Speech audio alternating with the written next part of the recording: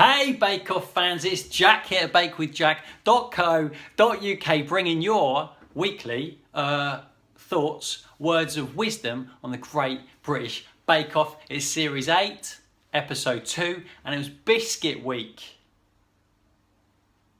Yes, we all love a good biscuit, don't we? I most certainly do. And hey, you know what? It's nice to see Noel Fielding starting to come out of his shell a little bit because people gave him a bit of a hard time the first week. In fact, somebody this week said to me, "Hey Jack, what on earth is Noel Fielding doing on the Bake Off?" And I said, he's on the Bake Off because everybody deserves a chance. Yeah, and he's coming out of his shell this week. I think he uttered the words, powerful piper. He's the powerful piper, and I've got half an eye on Twitter while it's going on in the breaks. The powerful piper thing took off. People loved it. Turned it around for Noel. One little phrase turned it around. Noel the powerful piper coming out of its shell. So first challenge up.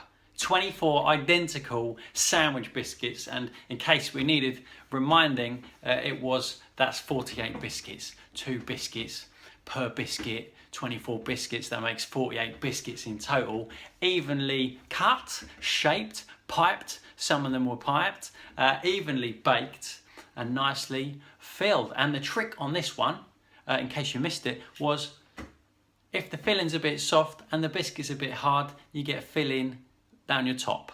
Once again, like last week, I'm not going to go through everybody because there's way too many people at this stage in the competition, and this video will be like 45 minutes long. People be getting bored. Number 1, Julia. Julia made like some green biscuit, some weird green pistachio biscuit with cardamom, and she put some jelly inside, which was a little bit odd. That was the wobbler, if you saw that, the little wobbly one.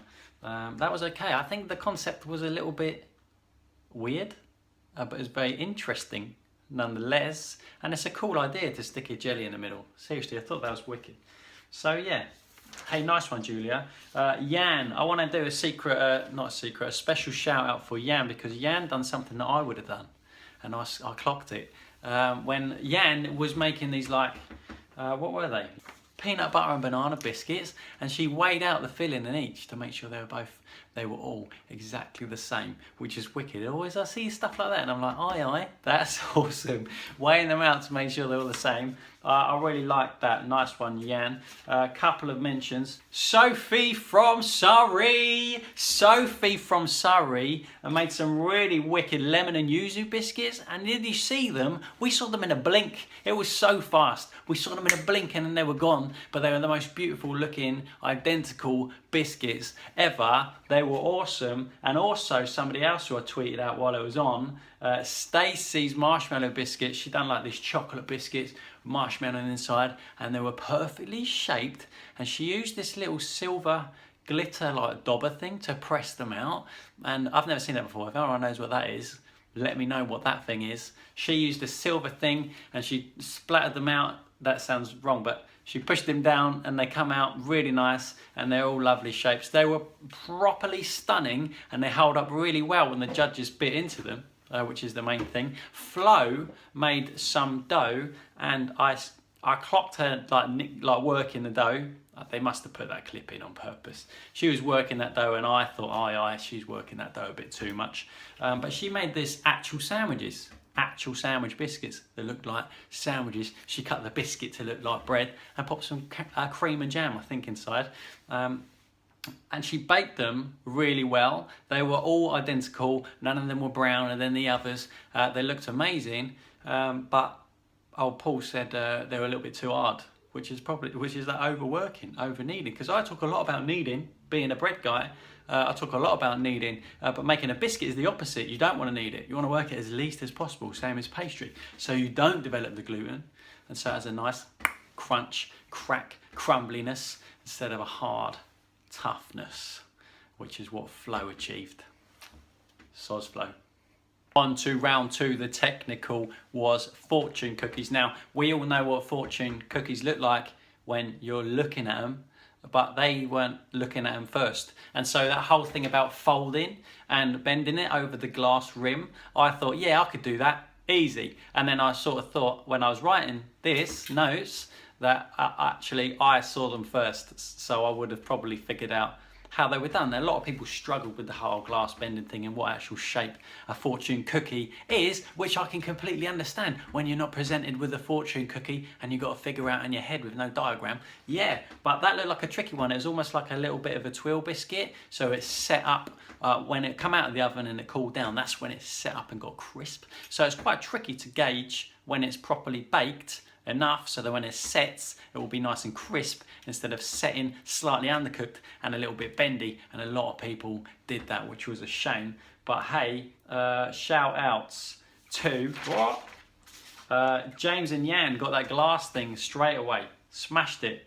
Not actually smashed the glass, but they got the glass bending thing off straight off the bat, which was awesome.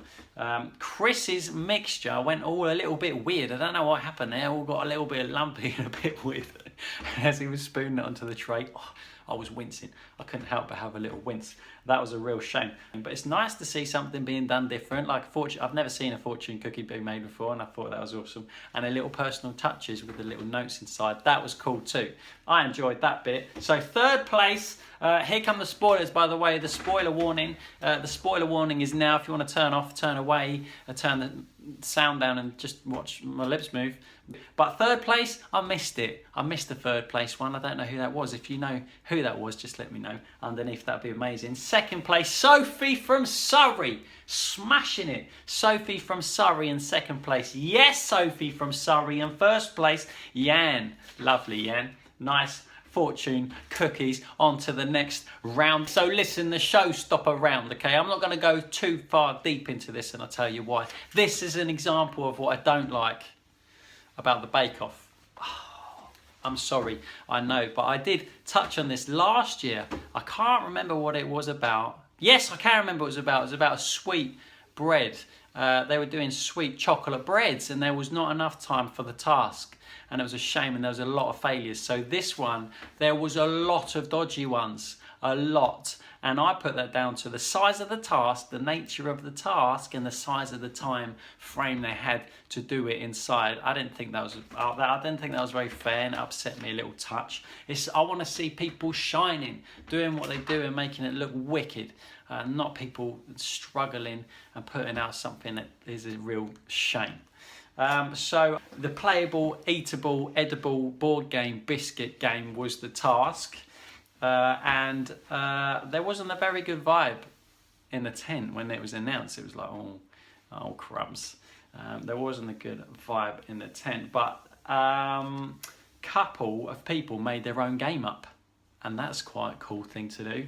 Making your own game up, I don't think that was acknowledged as much, because making a game is like, that's a big deal, yeah? Making your own game up, that's a big brownie point, but I don't think that went down quite too well. It's like when you're at school and you do your homework and you go the extra mile, do something extra that nobody really bothered about. That's a shame. But the people who made their own board games, Julia, Great British Baking Game, and Yan, Baker's Game, yeah, okay, cool, what? And also, Stacey was the back to school game. That was cool. It was called Get to School game.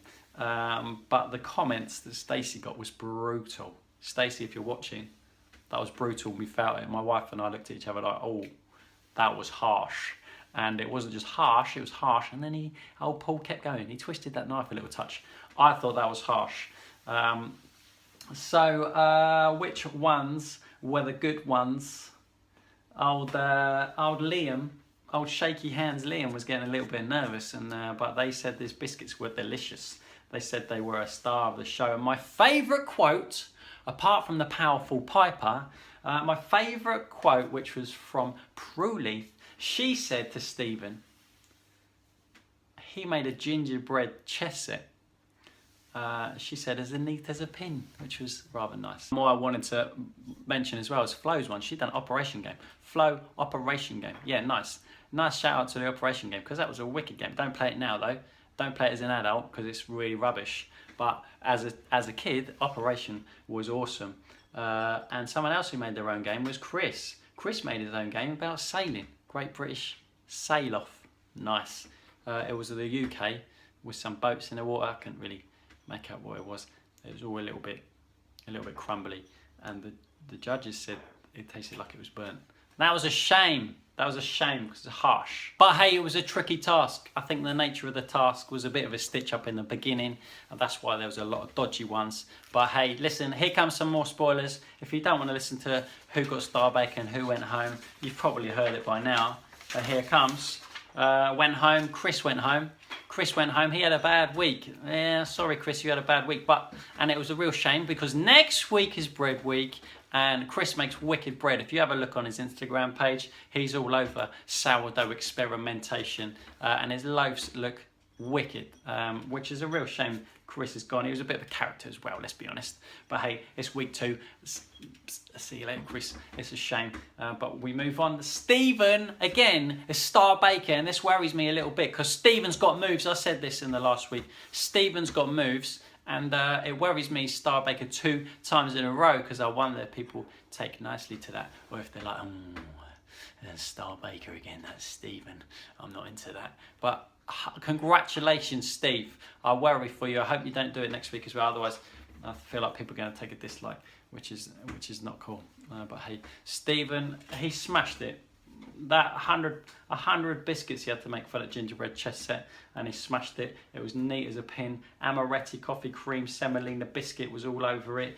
And the middle one, let's not talk about the middle one, the fortune cookies. Let's leave that anyway. But listen, tell me, who are you rooting for? Who are you rooting for? I got my eyes on a few people. Kate the blacksmith still. I'm still in the game. Sophie from Surrey. Obviously Sophie from Surrey. And Stephen is smashing it.